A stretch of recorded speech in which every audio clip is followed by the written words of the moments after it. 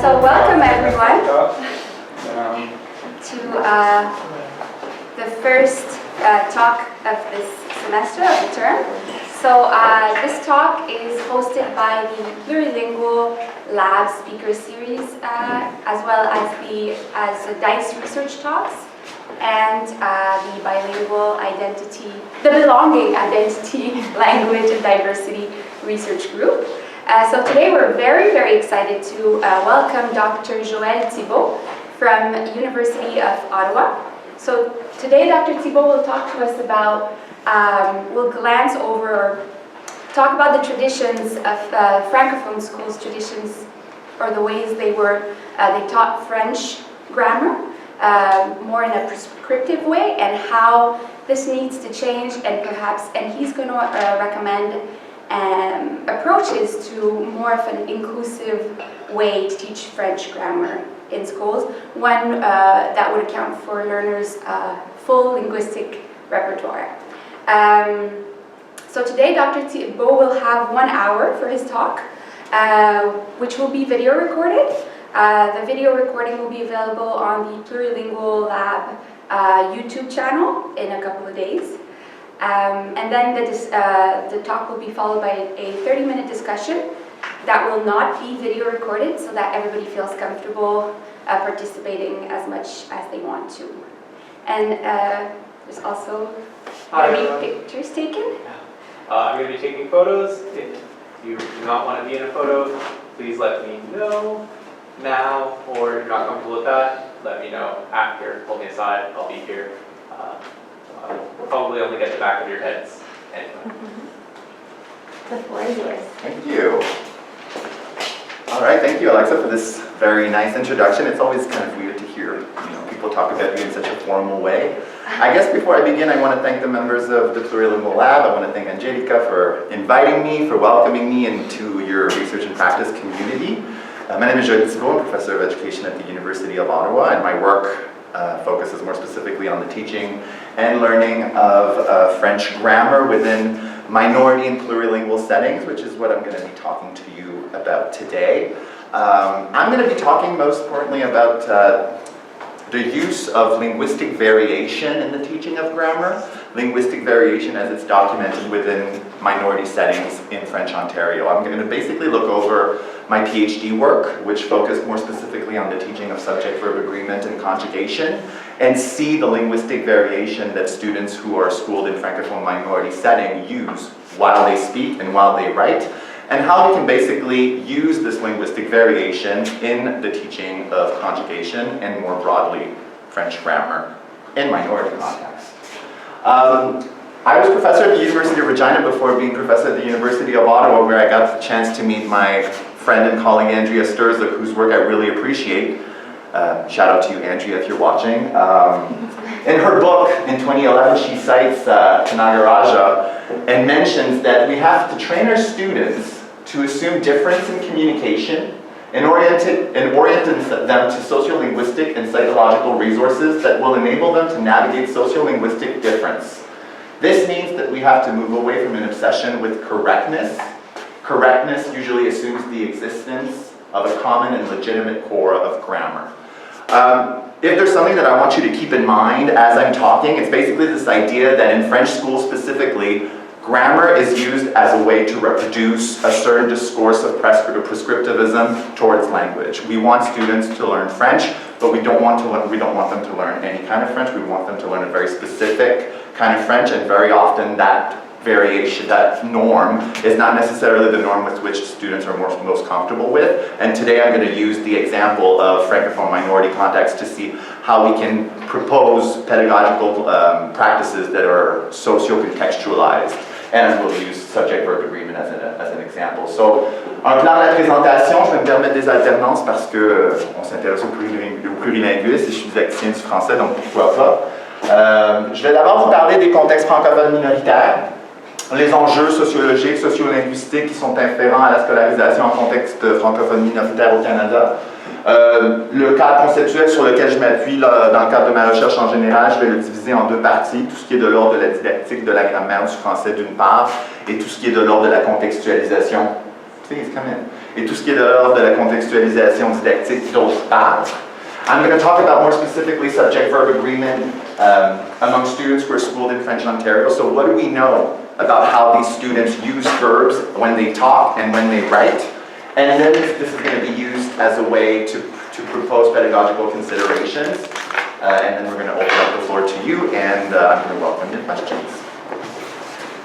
So I'm going to talk about sociological issues related to the teaching of French in Francophone minority settings. We have to know before starting that outside of Quebec, Section 23 of the Canadian Charter of Rights and Freedom guarantees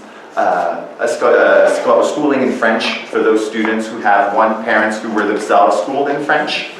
So in Ontario, because of that Section 23, there are 12 Francophone school boards, more than 425 Francophone schools throughout the province. But these schools are not really, they're not equally spread out.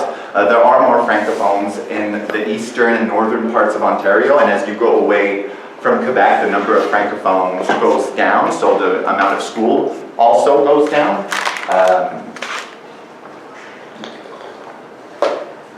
Because they grew up in an Anglo-dominating context, these students develop a hybrid linguistic identity. There's a lot of work in the sociology of education, notably from Xinyan Fang, a lot of people from Boise, work on documenting how students learn language, but more importantly, how they develop their bilingual, hybrid, and plurilingual identities. These students are not Francophones per se. Really often they come to school with a plurilingual repertoire. Really often they have parents, one Francophone, one Anglophone, and in these exogamous couples, really often English kind of takes over because the Anglophone parent doesn't necessarily have the knowledge of French to make French a language at home. So these kids, their kids have access to Francophone schools, and these couples really often use these Francophone schools as a vector to reproduce, to make sure that their kids are going to learn French.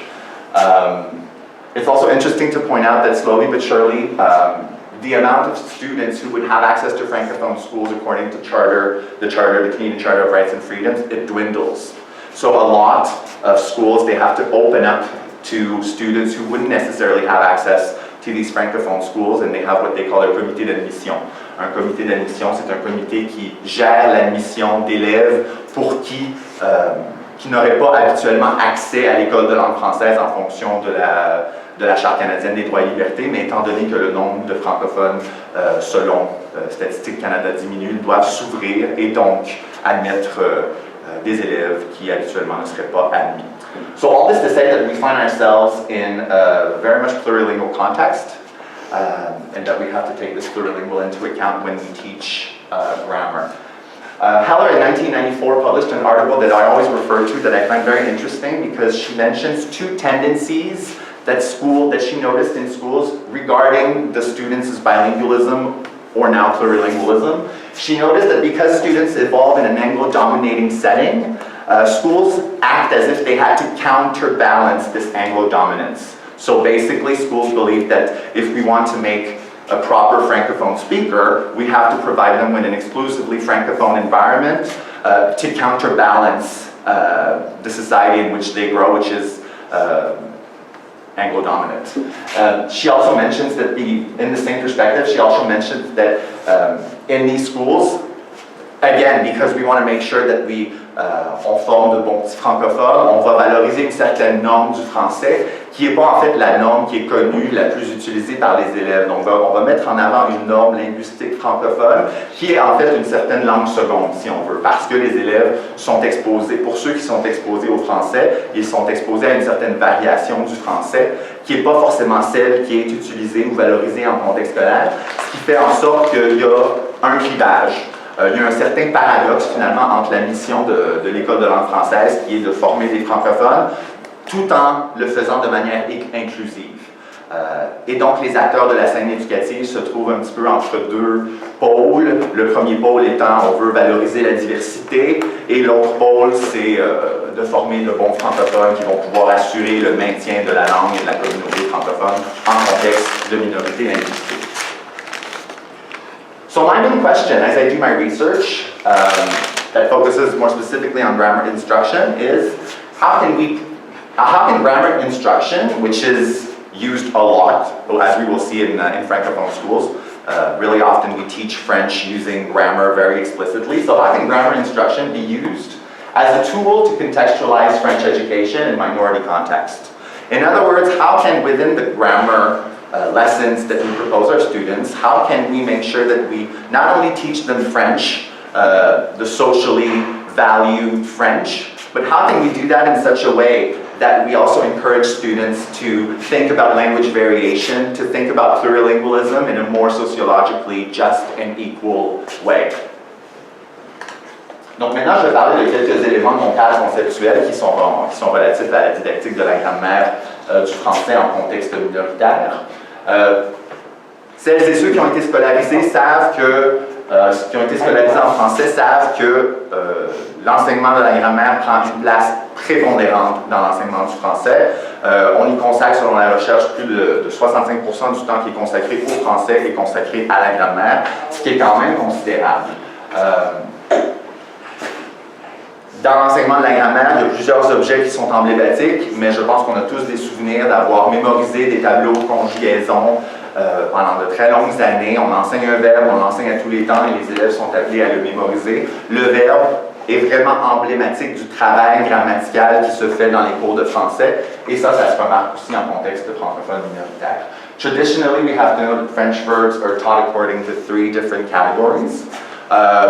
Which is problematic in some ways, we'll come back to that later, but traditionally we have verbs in ER, which are known to be the regular ones. The verbs in IR, and then we're going to have this third category in which that encompasses all the other verbs, or sometimes we're going to hear verbs in RE or ORE. There's many ways to refer to this third category, but traditionally it's a variant of this typology that we have in textbooks. We have to know that in French, verbs agree in person and in number with their subject. We'll come back to that later, but that's the rule under which subject-verb agreement functions. And I'm focusing more my work focuses more on students at the end of elementary school. So when you look at research in majority context, it tells us that at the end of elementary school, the learning of subject-verb agreement has started, but has yet to be completed, which is ironic in itself because we're going to look at the French curriculum in Ontario, and at the end of elementary school, students have to know subject-verb agreement. Do you have a question? Can I just ask you what you're defining as the end of elementary school? Oh, okay, in Ontario would be grade 7, 8.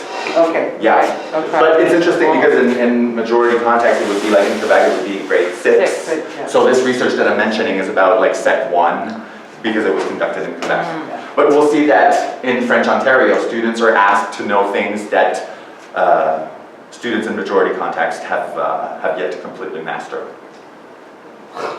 So if we look at the French curriculum when it comes to verbs and subject-verb agreement, on voit que ça commence dès la 2e année, avec une étude systématique des verbes usuels au présent et au passé composé de l'indicatif, bon, classique, qui se continue en 3e année. It isn't very clear, like in Quebec you're lucky because you have la progression des apprentissages, which is a great document that very clearly stipulates what needs to be taught when. We don't have that in Ontario. If you look at the curriculum, it's a little bit more vague. You have things like in grade 3, on fait l'étude systématique des verbes usuels comme je veux et tu veux, which doesn't mean much for a teacher. Doesn't mean that we have to teach this third category of irregular verbs. We don't necessarily know what it means, and it's up to the teacher to interpret what that means. In grade 4, for the first time, we have the mention of les 3 groupes, so we can see that the curriculum relies on these 3 groups of verbs that are traditionally known in grammar instruction. And in grade 4, 5, and 6, on a l'étude systématique de l'accord du verbe selon les terminaisons déjà étudiées. So we see that at the end of elementary school, students are to know subject-verb agreement and using in different contexts. But where it gets even more interesting, I think, when we look at the curriculum, is that you have in grade 7, a section that they call approfondissement. So it's like to go further in the study of grammar. You can do a few things. And I'm going to highlight the last one because I think this is fascinating. They can learn about la variation du radical des verbes usuels au temps et au mode déjà étudiés. So basically they're going to learn about subject-verb agreement from grade 2 to grade 6, 7. And in grade 7, they're going to start learning about how stems vary, which is very interesting because when you think about it, stems in verbs in French have a lot more impact on the way you communicate because endings are silent. Yet those are the ones that you learn starting in grade 2 all the way to grade 6, 7. And when you get to 7, it's not even une étude systématique. That's what you usually find in the curriculum. They say étude systématique de, so basically teachers have to teach that. Oh, I have to, thank you. It's an approfondissement, so really often teachers see that as if, if they have time, we'll do that. But this component, when it comes to verb, is probably the most important one. If students want to be understood by a Francophone speaker from elsewhere, they need to know how to use the right stems. And as we will see in my research, students know a linguistic variation, and when it comes to stems, that variation makes verbs, it doesn't vary as much. I'll exemplify what I mean, but one of the things I'm going to say at the end is that this needs to appear much earlier. As soon as you present verbs, students should understand that stems vary a lot in French.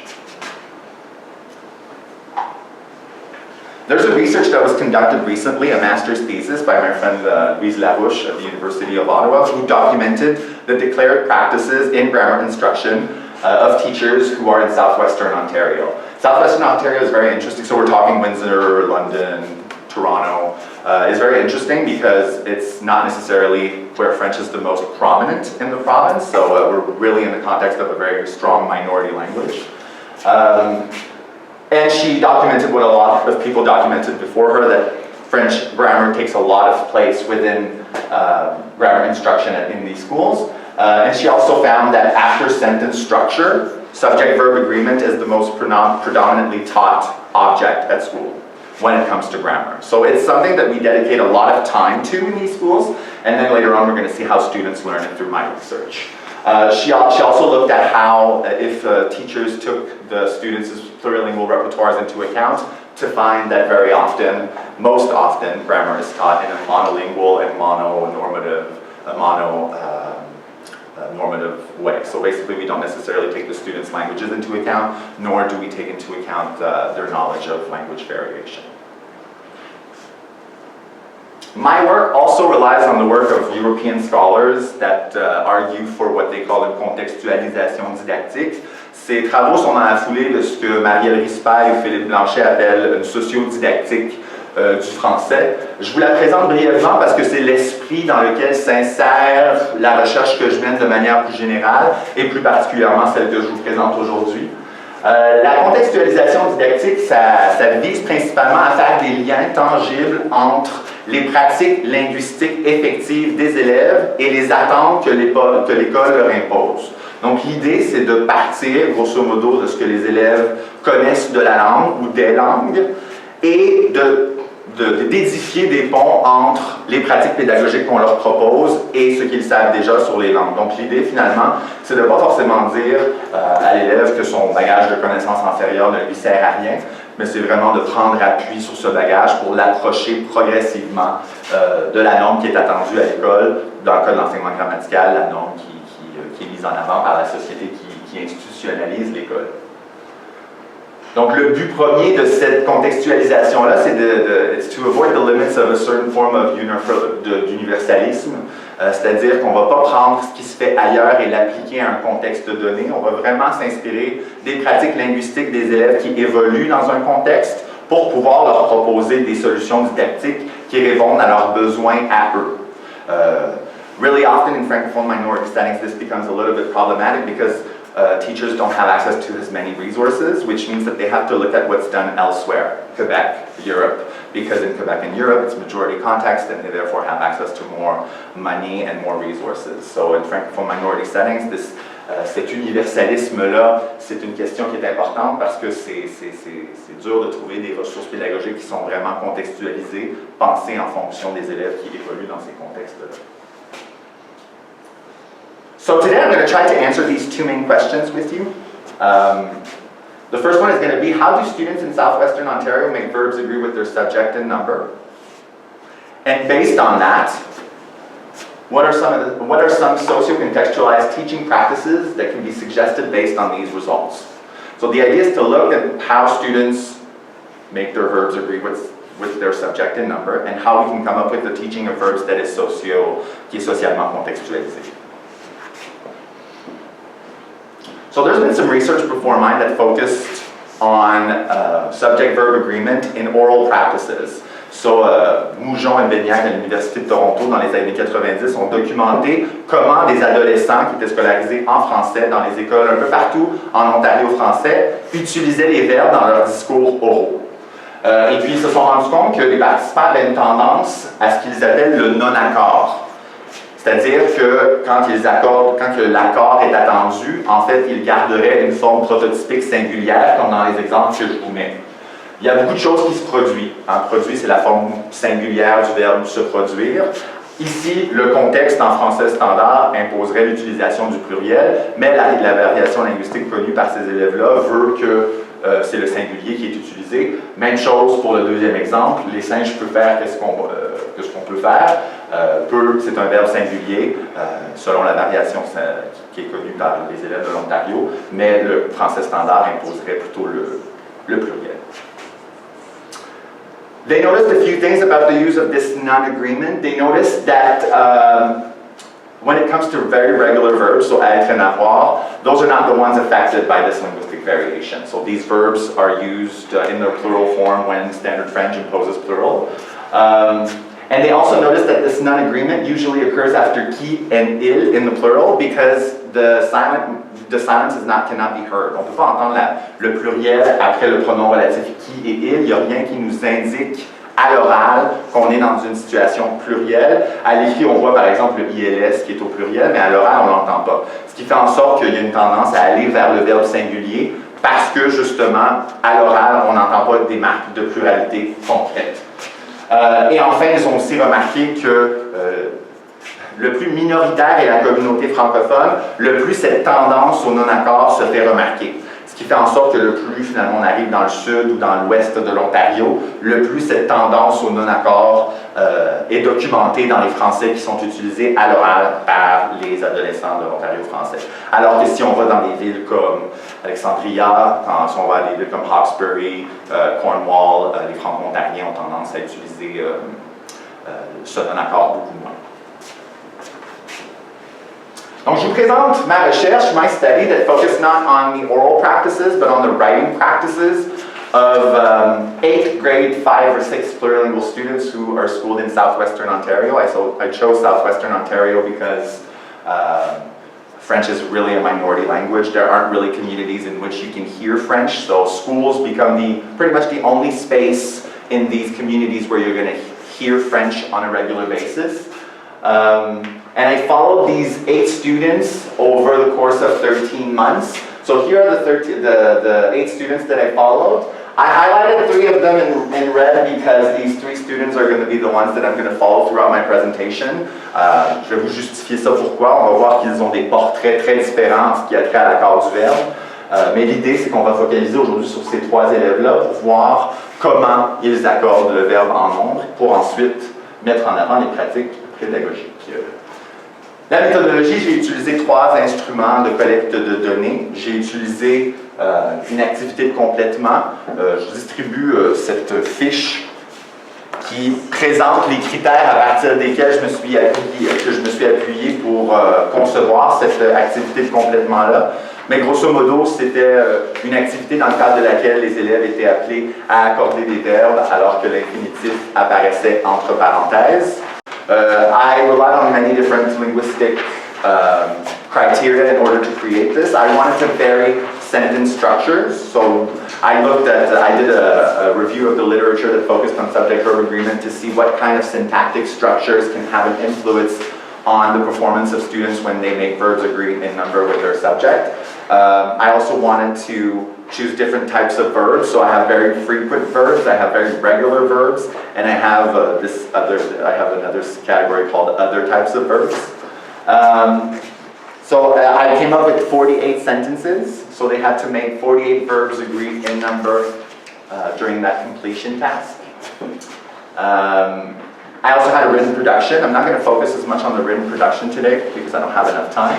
And I also did what the French scholars call a metagraphic interview, an entretien métagraphique, which is pretty much a think aloud protocol that allowed me to sit down with the students and ask them why they had written what they had written. So I recorded everything, and I'm going to show you some verbatim today of the kind of justifications that were brought forward by the students as they were making their verbs agree with their subject. I had 3 data collections, so all 3 instruments were used 3 times. First time in January 2015, second time in May 2015, and third time in February 2016. The content of the completion task was validated by 2 experts in French education, and it was also tested in a pilot study. And I created, when I was coding this task, I looked at 2 different things. The first thing I looked at was the morphological plausibility. Donc si l'élève a accordé au singulier, ben, j'ai donné 1 point. Si l'élève a accordé au pluriel, j'ai donné 1 point, logiquement. Donc il pouvait obtenir un maximum de 48 points pour ça. Et ensuite, je me suis intéressé parce que justement la recherche nous disait que c'était souvent les radicaux qui manifestaient les variations dans les discours des élèves. Bien, pour les verbes irréguliers, j'en avais 32 dans la tâche que je vous ai distribuée. Donc j'ai accordé 1 point si le radical était bien choisi. Donc par exemple, l'élève qui a mis « il va », VAS n'a pas eu le point pour la marque morphologique, mais a eu le point pour le radical, parce qu'il a choisi le bon radical. Mais comme on va le voir plus tard, par exemple, « ils allent », ce n'est pas le bon radical, donc je n'ai pas donné le point pour le radical. Donc, comme je vous disais, ça a été, bon, je vous répète un peu ce que j'ai dit, 48 items, 48 points pouvaient être octroyés pour la dimension morphologique, alors que 32 points pouvaient être octroyés pour la dimension lexicale liée au choix du radical. Et maintenant, je vous présente certains résultats qui s'échelonnent sur les 3 passations dont je vous ai parlé. Here we're looking at the lexical dimension. So we're looking at the choice of stems that students made when they completed this task. What we notice is that most students, not most students, all students, ils ont tendance à choisir le radical, pas erroné, mais celui qui est manifesté dans la variation linguistique du français de l'Ontario quand ils réalisent une tâche écrite sur celle-là. Il y a peu de variations entre les élèves. On va voir que sur la dimension morphologique, il y en a beaucoup plus. Ici, on remarque quand même une certaine stabilité. Ce qui est intéressant, c'est que pour certains élèves, on remarque une croissance dans les scores qui n'est jamais super importante, qui est toujours relativement minime, peut-être sauf Ali, mais des fois, on remarque aussi une régression. C'est jamais une régression qui est super importante, mais il demeure qu'on s'attendrait quand même à ce qu'un élève, en 1 an de scolarité en français, développe un certain bagage de connaissances lexicales relativement au français dans sa variété scolaire, alors que certains élèves ont des scores un petit peu plus faibles. Mais il demeure que tous les élèves font montre de cette variation linguistique en lien avec les radicaux dans l'usage des verbes quand ils complètent l'activité de complétement. Et qu'il n'y a pas tant de variation si on compare avec ce qu'on peut remarquer en ce qui a trait à la dimension morphologique. On remarque, là je les ai mis en évidence, qu'il y a 3 groupes en fait qui émergent de la dimension morphologique que j'ai analysée. On a un groupe qui accuse des scores entre 14 et 20 tout au long de l'étude. Ça évolue pas tant que ça évolue un peu. Alors qu'il y a un deuxième groupe qui évolue quand même beaucoup plus rapidement. On voit qu'entre la première, la deuxième et la troisième passation, il y a surtout une grande différence, surtout entre la deuxième et la troisième. C'est logique parce que c'est là aussi que les élèves ont changé de classe. Je les ai rencontrés 2 fois pendant la même année scolaire, les 2 premières fois, alors que la troisième fois, c'est dans une autre année scolaire. Donc, changement d'enseignant, changement de dynamique, changement de tous les facteurs qui peuvent influencer l'apprentissage à l'école. Et on remarque que certains élèves commencent avec une connaissance morphologique du français standard qui est un petit peu plus assurée, mais qui n'évolue pas tant, du moins si on le compare avec les élèves du 3e groupe à votre droite. Les élèves que je vais vous présenter peut-être plus spécifiquement dans les prochaines diapos, j'en ai choisi un par groupe, tout simplement pour que vous puissiez voir différents portraits qui relèvent de la compétence de ces élèves-là à accorder le verbe en français dans sa variété standard. Si on s'intéresse à Kate, Kate, je vous le rappelle, elle fait partie du groupe le plus faible, nommons-le ici, c'est-à-dire le groupe qui au début connaît moins la variété standard du français. Ce qu'on remarque, c'est qu'elle a des scores quand même assez élevés en ce qui a trait au singulier. Donc, the use of singular is under construction. Donc, tous les items où le singulier verbal est attendu, on voit qu'il y a une compétence en construction, alors que quand on regarde le pluriel, tous les items qui sont au pluriel, on voit que les scores diminuent beaucoup. Donc, on voit que le morphème de la prototypique de la pluralité verbale, le fameux ENT notamment, n'est pas encore apparu complètement dans les productions de Kate. Puis ça, on va le voir de manière un petit peu plus évidente dans les extraits de verbatim que je vais vous présenter. The sentence that was discussed is le bébé des voisins pleure très souvent. So the idea is that I'm sitting down with the student and I'm asking them, can you tell me what went through your head as you were writing what you wrote? And they were basically telling me what happened. So yeah, je ne savais pas s'il y avait un E ou non, alors j'ai juste deviné qu'il n'y en avait pas. J'ai pensé qu'il n'y en avait pas. Ok, là tu penses toujours qu'il n'y en a pas ou tu penses qu'il y en a un? Je ne sais pas. Ah d'accord. Est-ce qu'il y avait d'autres choses que tu pourrais qui pourraient te le dire? Je ne sais pas. It's interesting because if you look at research on second language writing acquisition, there's been il y a eu certaines études limitées qui se sont intéressées à l'apprentissage de la morphologie verbale chez des élèves en français, langue étrangère dans le nord de l'Europe. Et ces études-là ont notamment mis en évidence le fait que le bagage de connaissances linguistiques de l'apprenant peut influencer son apprentissage des marques morphologiques verbales. Si on considère que Kate, à la maison, elle parle seulement anglais, ce qui est tout à fait typique de l'élève qui évolue dans le sud de l'Ontario et qui va à l'école de langue française, on peut se demander si la connaissance morphologique de l'anglais, qui varie beaucoup moins, peut influer sur l'absence du morphème verbal qui est attendu à l'heure, parce qu'elle a écrit P-L-E-U-R. Puis on voit bien évidemment dans sa réflexion qu'elle n'en est pas du tout à repérer un potentiel donneur d'accord. On voit qu'elle a écrit comme le mot se prononce, en faisant fi de la marque morphologique inaudible. Ensuite, on arrive un an plus tard. Donc, un an plus tard, comment cette élève évolue-t-elle dans son apprentissage des marques morphologiques? La phrase, c'est les étudiants que nous venons saluer en passant dans le corridor offrent une fleur à Simon. Je ne savais pas si c'était like, E-N-T ou E. J'ai juste mis offre avec un E. Et ça, c'est intéressant parce qu'on voit une intériorisation progressive de la marque plurielle inaudible, mais on voit qu'elle ne comprend pas forcément la valeur linguistique d'associer à ce ENT-là. Hein, elle l'a peut-être rencontré, on en a peut-être parlé à l'école, mais il veut dire quoi? C'est pas très clair pour elle. Donc ENT, je lui demande, ça pourrait être ENT, elle me dit, mais d'après toi, ça veut dire quoi? Quand est-ce qu'on le met, ce ENT? Elle me dit, je ne suis pas sûr, mais je pense que c'est quand il le fait. Comme dans ce moment, je ne sais pas comment l'expliquer. OK, puis ici, offre, tu me dis O-F-F-R-E. Elle me dit parce que c'est en présent, la phrase est au présent. Donc, on voit qu'elle n'a pas encore forcément le souci de s'intéresser à un potentiel donneur d'accord, bien qu'on remarque une intériorisation progressive de la marque plurielle des verbes. C'est pour ça que j'aime beaucoup, moi, les entretiens métagraphiques ou les Think Aloud Protocols, c'est parce qu'ils nous donnent accès à des savoirs en construction. Si on regarde juste la trace, ben là, on aurait vu O-F-F-R-E, puis on aurait mis erreur, probablement, l'élève n'a pas fait l'accord de pluriel. Alors qu'ici, on voit que l'élève a quand même des connaissances en construction. Certes, on n'est peut-être pas rendu à la règle de l'accord qui est dite en bonne et due forme, mais il y a quand même une certaine construction qui se fait et dont on devrait prendre en considération dans notre pratique pédagogique, bien sûr. On regarde un deuxième élève. We're going to look at a second student, Pierre, who has a very different profile. He's got a very different set of characteristics. On remarque que les items les plus simples au singulier et au pluriel sont bien marqués. Donc, il n'y a pas de souci de ce côté-là. Là où ça devient toujours un petit peu plus compliqué pour Pierre, c'est lorsqu'on lui tend des pièges en lien avec ce qu'on appelle des rupteurs. C'est-à-dire, c'est quand on met un groupe de mots qui n'est pas le donneur d'accord entre le donneur et le receveur que Pierre n'est pas à même d'adapter sa réflexion linguistique pour vraiment identifier le bon donneur d'accord. Dans la recherche sur la question, on va dire que Pierre fait, comment on les appelle, ces erreurs d'un expert en herbe ou quelque chose comme ça, parce qu'on voit qu'il a le souci d'identifier un donneur d'accord, mais qu'il commet un accord de proximité, qu'il va simplement s'intéresser à ce qui se trouve devant. Donc, si on regarde, par exemple, dans une phrase comme celle-là, on remarque qu'il est très métalinguistique dans sa réflexion.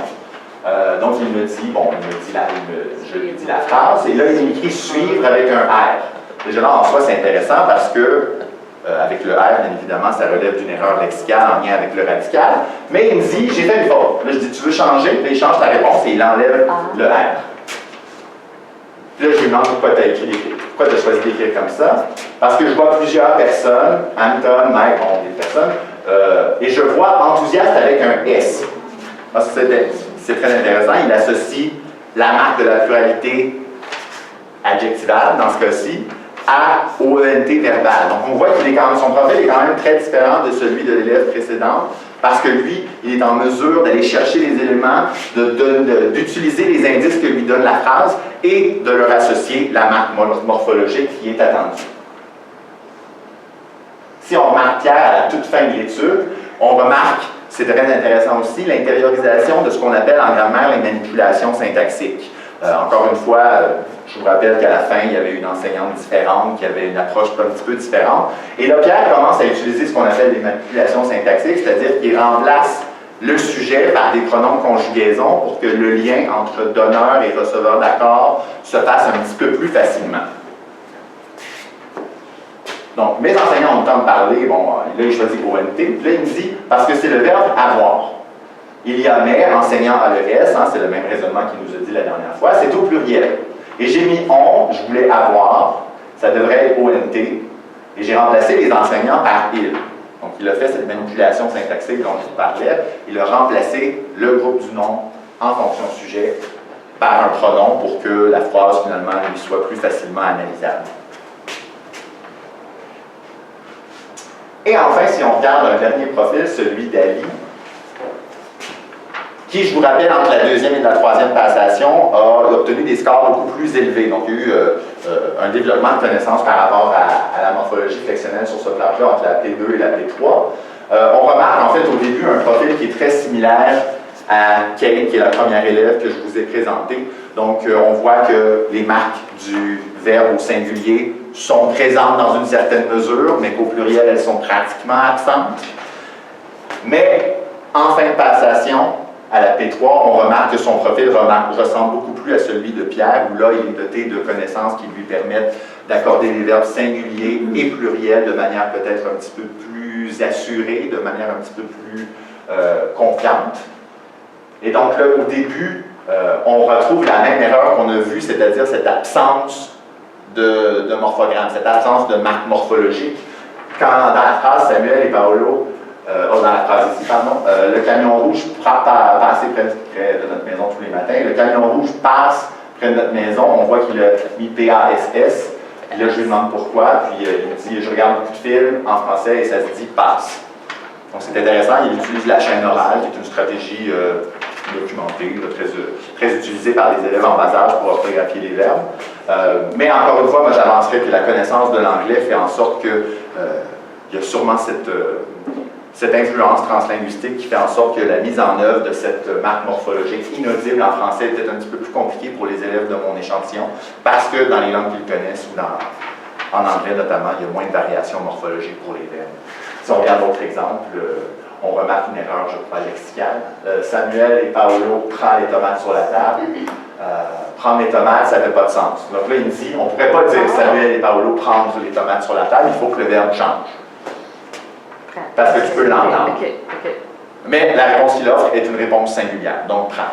Samuel et Paolo prend, comme nous, je vois les gens dire, on l'entend au Québec, on entendrait qu'il y a une erreur là, alors que la variation linguistique en Ontario fait en sorte que cette tournure-là ou ce verbe-là est peut-être un petit peu plus fréquemment utilisé au singulier, alors que le français standard impose un verbe au pluriel. Son profil change beaucoup. Comme je vous le disais, vous allez voir qu'il est doté d'autres stratégies à la fin de mon étude. Si on regarde la population aller dans les écoles pour voter, par ailleurs, je tirerai votre attention au fait que le sujet est un nom collectif qui est susceptible d'engendrer des erreurs parce que plusieurs élèves vont penser qu'on va le mettre au pluriel parce que population, c'est plus qu'une personne. Mais pas elle. Il dit la population peut être remplacée par elle. Donc, manipulation syntaxique d'encadrement.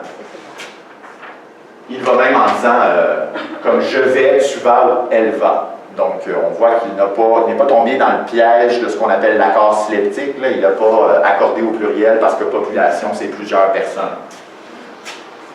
Et ensuite, dans une phrase un petit peu plus complexe, là, on voit une réflexion linguistique quand même assez poussée et impressionnante. Il nous dit, le nom noyau, c'est les adultes. Et tu peux remplacer les adultes par il au pluriel. Donc là, on voit vraiment un développement grammatical quand même assez impressionnant d'une passation à l'autre. Il fait preuve d'une réflexion métalinguistique poussé. Il utilise des manipulations syntaxiques pour bien identifier le lien entre donneur et receveur d'accord. Puis là, je lui pose des questions pour qu'il puisse affiner sa réponse, mais il demeure que son profil change et que ça devient tout à fait impressionnant ce qu'il est capable de faire. Souvent, on disait d'ailleurs que, parenthèse, là, si ça peut vous intéresser, les manipulations syntaxiques, donc le remplacement par un pronom pour identifier le sujet, par exemple, bon, elles ont été proposées par des didacticiens dans la foulée des travaux de Chomsky notamment, puis on disait que les élèves, on disait c'est vrai, un élève pour utiliser une manipulation doit s'appuyer sur une certaine intuition du français standard. Hein, si je peux remplacer tout ça par « il », il faut que je sois capable de déterminer si le résultat se dit ou non. Hein, est-ce qu'on peut dire « il » est-ce qu'on peut dire « il nage dans la piscine ». C'est en déterminant si je suis capable de juger. Mais tout ça, il faut que les élèves aient une certaine intuition de la langue française. Et souvent, en contexte minoritaire, on entend des choses comme la grammaire nouvelle ne peut pas vraiment marcher parce que les élèves n'ont pas cette intuition pour bien utiliser les manipulations syntaxiques. Or, il n'y a rien dans mon étude à moi qui me fait penser que ces élèves-là ne sont pas capables, après 6 années de scolarité en français, de bien utiliser les manipulations syntaxiques de remplacement pour identifier le sujet d'une phrase, ce qui est, à mon sens, tout à fait réjouissant. Ensuite, faut-il enseigner des petites manipulations? Elles ne vont pas tomber dans le ciel si on les enseigne pas. Donc, à partir de ce que je vous ai présenté, je vais proposer certaines avenues pédagogiques qui seraient, je pense, socio-contextualisées, en ce sens qu'elles s'inspirent vraiment des pratiques discursives des élèves. Et voilà. Donc, je vais vous en proposer 4.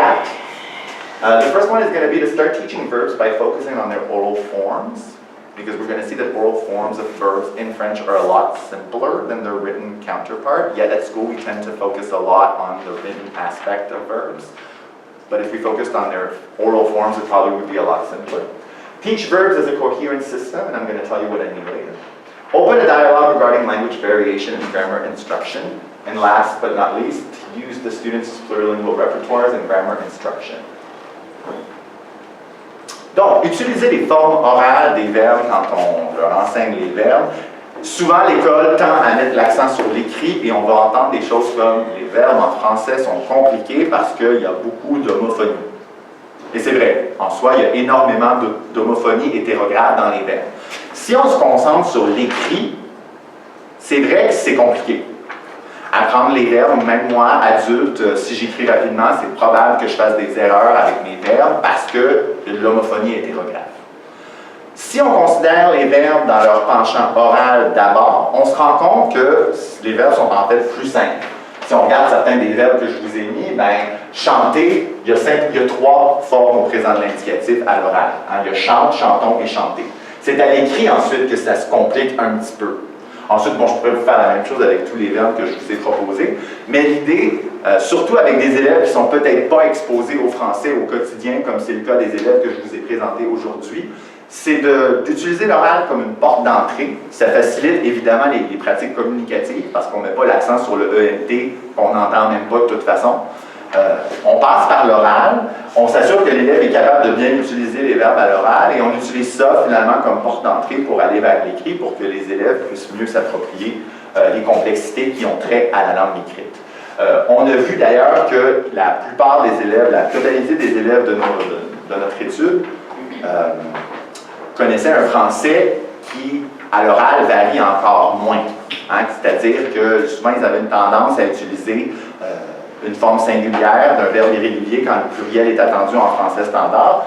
Donc, de passer par la forme orale, ça va aussi, d'après moi, bénéficier ces élèves-là. Comme ça, ils vont pouvoir vraiment comprendre, sans trop mettre l'accent sur l'écrit, que le verbe n'a pas à être super compliqué en français. Il devient super compliqué parce que souvent, à l'école, on va très rapidement dans l'écrit. Ce qu'on a vu d'ailleurs dans le programme d'études, parce que le programme d'études nous dit que l'accord du verbe, son étude commence en 2e année, mais on ne nous parle pas de la variation des radicaux avant la 7e année, alors que pour utiliser un verbe, forcément, il faut savoir que le verbe écrire, c'est pas nous écrirons, c'est nous écrivons. Donc voilà. Enseigner les verbes comme étant un système cohérent. Il y a plusieurs didacticiens de la grammaire, surtout ceux dont les travaux s'inscrivent dans le paradigme de la grammaire nouvelle, qui nous disent d'enseigner la langue comme étant un système unifié et cohérent.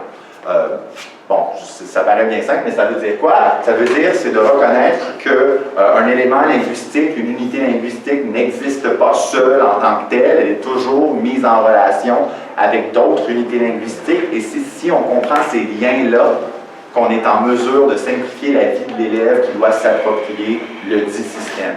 Grosso modo, on va mettre l'accent sur ce qui revient le plus souvent, ce qui est systémique. On ne va pas focaliser tant sur l'exception, mais l'idée, c'est d'amener les élèves à voir comment les éléments de la langue sont liés les uns aux autres pour éviter que l'élève ait constamment à déployer un effort de mémorisation lorsqu'il apprend. Quand on parle plus particulièrement des verbes, ça peut se manifester de différentes façons, cet enseignement systémique de la grammaire. Ça peut se manifester d'une première manière en revoyant la typologie traditionnelle qu'on enseigne. Hein, on le sait, la typologie, c'est les verbes en ER, les verbes en IR et tous les autres.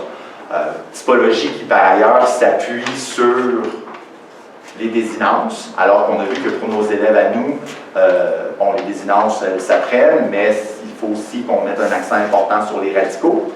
Donc, de revoir cette typologie-là nous permettrait notamment de mettre l'accent sur les radicaux, et ça pourrait se faire de différentes manières.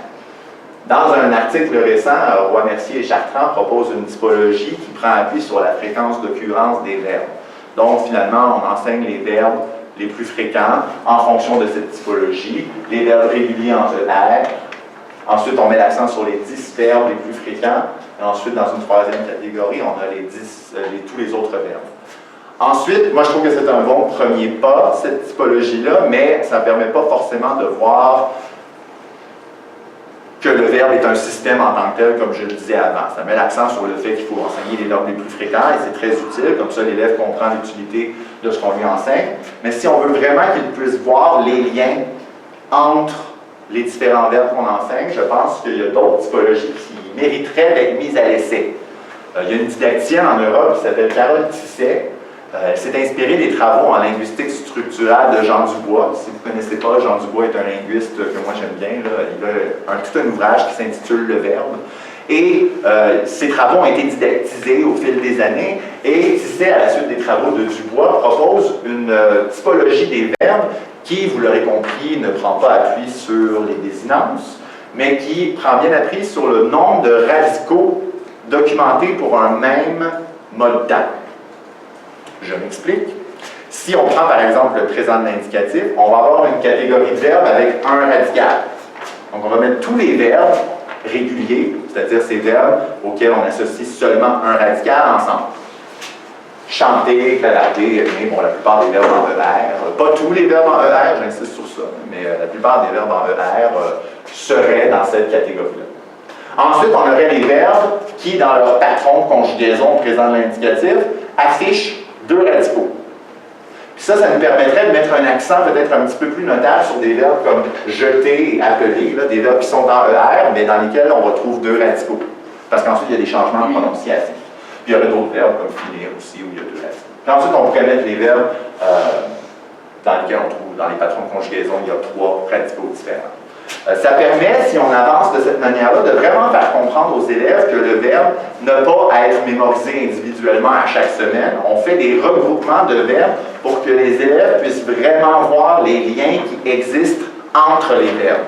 Ce qui nous permet, en quelque sorte, de diminuer l'effort rébarbatif de mémorisation que trop souvent en grammaire on peut imposer aux élèves. Là, c'est le classique du vous avez le verbe, tel verbe à l'imparfait, puis vous avez un quiz vendredi matin.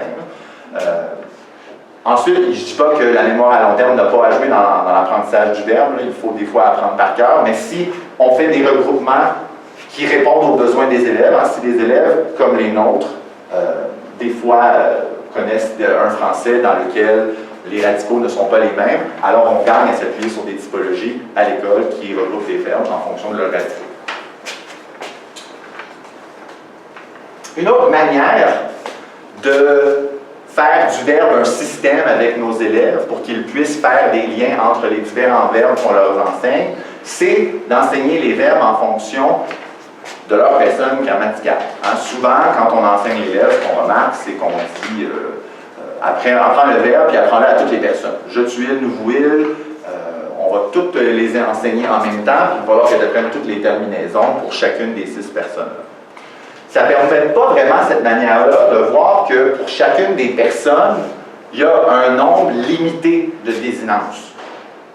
Par exemple, au je, à la première personne du singulier, il y a seulement 4 potentielles désinences. Donc, si on met l'accent sur ce fait-là avec les élèves, on va les aider à comprendre que tu n'as pas à mémoriser chaque fois des nouvelles désinences à chaque fois que tu apprends un terme. Les désinences sont les mêmes, il y en a toujours les 4 mêmes pour le je. Ensuite, le tu, c'est encore plus simple, il y a le S et le X. Et des fois, on peut même créer des petits acronymes, là, comme S-E-X-A-I, puis ça fait rire les élèves. Puis on a, pour le il, par exemple, la troisième personne du singulier, c'est le D-A-T-E. Mais ça permet de faire comprendre aux élèves que le verbe, ici, le système de la morphologie verbale, est un système. C'est toujours un nombre limité de désinences, peu importe le verbe. Donc, ça permet aux élèves de faire des liens entre les verbes qu'on leur enseigne.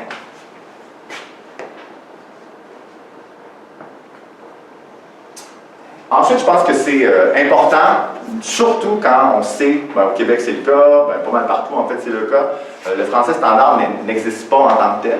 Au Canada, c'est toujours quelque chose qu'on impose aux élèves qui apprennent le français à l'école. Et dans cette perspective-là, si on sait que nos élèves connaissent une certaine variation linguistique qui se manifeste dans les usages du verbe, pourquoi ne pas ouvrir un dialogue avec les élèves sur la variation quand on enseigne un concept grammatical? C'est une belle manière de prendre appui sur ce qu'ils savent déjà et les amener dans une activité qui peut ressembler à des activités comme on le fait dans le cadre d'activités d'éveil aux langues, mais là, ce n'est pas à partir de différentes langues, ce serait à partir de différentes variations. Et ça permettrait aussi aux élèves de comprendre que la variation, ce n'est pas quelque chose de négatif qu'on devrait laisser sur le camp de la porte de la salle de classe, mais bien quelque chose qu'on peut adapter. En fait, le français peut s'adapter en fonction de la personne à qui on parle, en fonction de l'endroit où on est. Ça peut être l'endroit géographique, une variation. On va essayer de standardiser notre français si on est dans un autre endroit, parce que forcément, les francophones qui y sont vont peut-être pas comprendre toutes les subtilités de la variation. Mais que si on parle à ses amis dans le couloir, pourquoi ne pas utiliser la variation qu'on a toujours entendue? Parce que c'est notre français, puis ça peut être bien. Moi, je pense que la leçon de grammaire peut être un endroit inclusif dans le cadre duquel on parle de ça et qu'on amène les élèves à développer une certaine flexibilité par rapport à l'utilisation des français. Dans certains contextes, on va privilégier un français X, alors que dans d'autres contextes, en fonction de critères, de facteurs dont on peut parler, on va adopter un français Y. Et je me réfère beaucoup à mon travail en sociodidactique qui porte sur l'importance d'utiliser la variation des élèves. Si vous ne connaissez pas l'abécédaire de sociodidactique de McGill, il a été publié en 2017, mais moi je trouve que c'est un ouvrage qui est incontournable parce que c'est un espèce de précis qui reprend tous les concepts clés qui ont trait à la sociodidactique, et puis on explique par exemple la contextualisation didactique c'est quoi, la variation langagière c'est quoi, et ça dresse un portrait fort intéressant de ce champ qui est en émergence, mais qui fait son arrivée au Québec et au Canada de plus en plus. Et enfin, la dernière piste que je mettrai en avant, c'est d'utiliser plus concrètement les différentes langues que connaissent les élèves dans une perspective comparative pour développer la réflexion métalinguistique. C'est dans la même perspective que ce que j'ai dit par rapport aux variations linguistiques, c'est de laisser laisser la place aux langues des élèves pour qu'ils puissent les comparer, les mettre à distance et s'approprier le français par l'entremise des langues qu'ils connaissent déjà. Ce qu'il faut savoir, c'est que, bon, bien évidemment, la didactique de la grammaire, c'est une didactique qui est foncièrement monolingue, mononormative, où sous très longtemps on a privilégié le français pour le français. Cela dit, notamment depuis les travaux de Jean-François Despietro en Europe, on commence à considérer l'enseignement grammatical dans une perspective un petit peu plus plurilingue. Dans la foulée des travaux d'éveil aux langues, on considère qu'on peut amener les élèves à réfléchir aux langues, au langage, et ça, on peut s'approcher progressivement du français par l'entremise de ces réflexions plurilingues-là. C'est intéressant de remarquer aussi que pour le verbe et l'orthogramme grammatical plus particulièrement, il y a des études qui ont eu lieu, dont les résultats sont un petit peu mitigés, j'ai envie de dire. Certaines études vont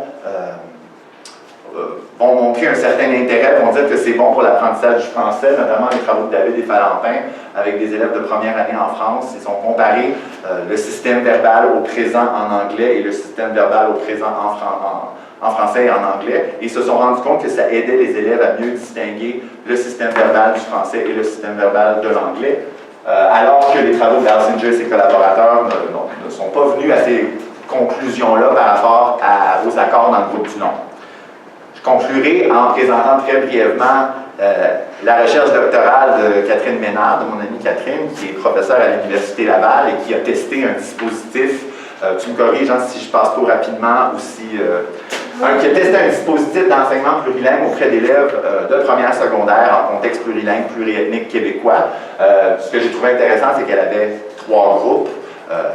Grosso modo, dans le premier groupe, c'était le groupe expérimental où elle a mis en œuvre un dispositif qui prend appui sur la recherche en didactique de la grammaire du français.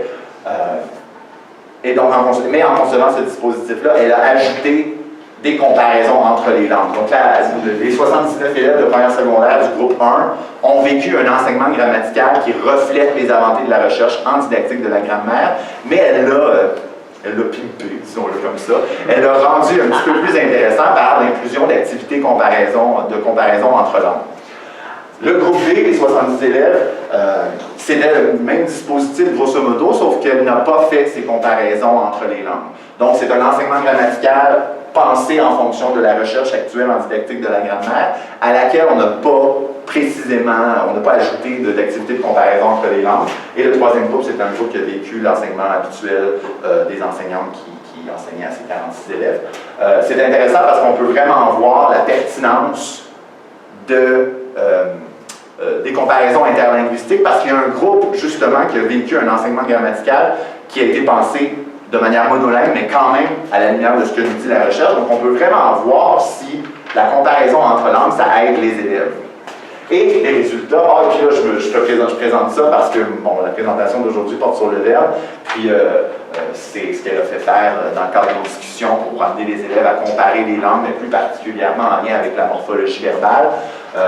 Bon, l'idée, c'était de prendre une phrase au singulier, la pluraliser, et de faire la même chose dans différentes langues. Je pense que les élèves étaient aussi libres d'ajouter des phrases s'ils connaissaient des langues qui n'étaient pas représentées dans l'analyse. Et c'était d'ouvrir une discussion entre les différences de verbes au pluriel et de verbes au singulier. Puis là, 5 minutes? Ah, je suis bon. Donc, de voir la différence dans le cadre d'une discussion plurilingue entre le singulier et le pluriel verbal. Et les résultats, j'y vais rapidement parce qu'on vient de me faire le signe de 5 minutes, mais je vous inviterai à aller lire la thèse de Catherine qui est tout à fait intéressante. Les résultats nous montrent qu'entre les élèves qui ont vécu le dispositif monolingue et le dispositif plurilingue, au post-test, il n'y a pas de différence significative.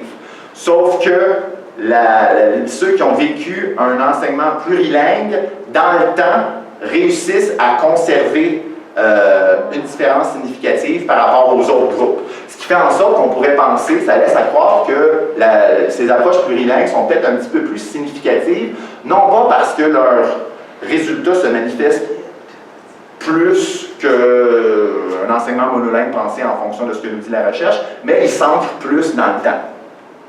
Hein? Grosso modo.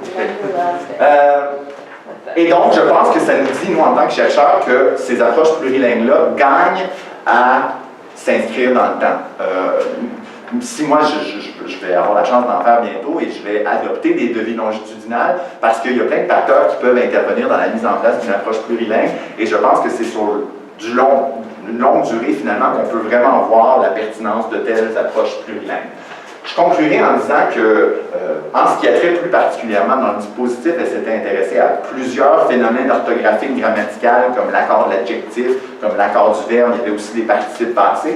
Pour ce qui a trait de l'accord du verbe, elle n'a pas noté de différences plus marquantes pour le dispositif plurilingue, les différences significatives se situaient ailleurs. Donc, je pense que c'est important de poursuivre la recherche sur ce fameux verbe pour comprendre ce qui se passe, comment c'est enseigné, pourquoi le verbe en français il est donc emblématique, il est associé à tellement de souvenirs un peu pénibles pour plusieurs. Et puis... oui, oui, parce que je manquais de temps, c'est pour ça que j'ai comme...